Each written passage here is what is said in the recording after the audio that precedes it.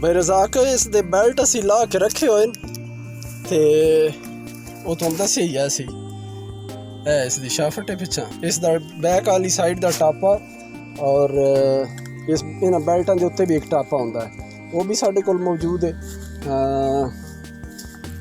इस जगह के उत्ते भी एक टापा होंदा है वो भी अंदर पे होया है और इत्थे सामने इसके दो दंद ने सिंगल रॉ कटर वाले वो भी साडे कोल अंदर मौजूद पे हुए हैं। बाकी इस दे विच होर कोई ऐसा इशू नहीं है। मशीन चालू हालत विच ये इसदे वो ब्लेडां वाली वट्टी है जिहड़ी मैं तुहानू पिया दस है जिहड़ी ब्लेड तेज़ करदी है क्योंकि टुट्टी हुई अपना ते ये नवीं लाउणी पौनी सन वो अगे लग जाती दे विच फिटिंग बनी हुई उसकी वट्टी की तो इस तरह ये मूव करदी वट्टी ते ब्लेड तेज़ कर छड़दी है। होर इस ऐसा कोई इशू नहीं है। बाकी ये ओपन हुई है ये जिस टाइम चलानी हो तो फिर दूसरी मशीन की तरह इसका बूम सीधा हो जाता है।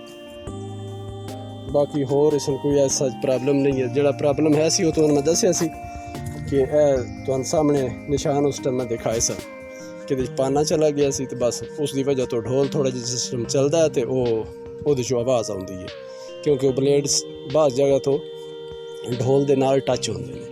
होर कोई ये इशू नहीं है। वर्किंग कंडीशन में जिस टाइम कदा मूड बनेगा तो चला के दिखा देवांगे। Thank you. अल्लाह हाफिज़।